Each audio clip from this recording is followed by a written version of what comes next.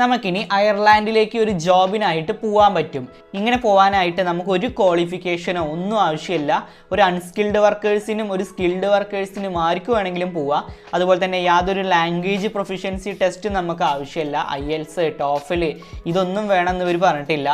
ഈ ഒരു തിരക്ക് പിടിച്ച നമ്മളുടെ ഈ ഒരു കോർപ്പറേറ്റ് വേൾഡിൽ നിന്ന് കുറച്ചൊക്കെ ഒന്ന് മാറി നിന്നിട്ട് കുറച്ച് റിലാക്സ്ഡ് ആയിട്ടുള്ള ഒരു പ്ലേസിലേക്കൊക്കെ പോയിട്ട് ഒന്ന് താമസിക്കാനൊക്കെ നമ്മളെല്ലാവരും ആഗ്രഹിക്കുന്നതാണ്.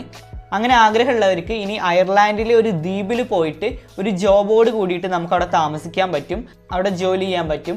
അത്യാവശ്യം നല്ല രീതിയിലുള്ള ഒരു സാലറി നമുക്ക് നേടിയെടുക്കാൻ പറ്റും. ചുറ്റും ബീച്ചുകളും മൗണ്ടെയ്ൻസും അങ്ങനെ പച്ചപ്പ് നിറഞ്ഞ ഒരു ഗ്രീനറി ആയിട്ടുള്ള ഒരു പ്ലേസാണ് ഈ ഒരു ഐലാൻഡ് എന്ന് പറയുന്നത്.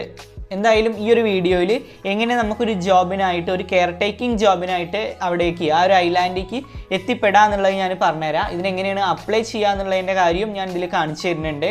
സോ ആവശ്യമുള്ള ആളുകളൊക്കെ ഒരു ജോബിനായിട്ട് അവിടെ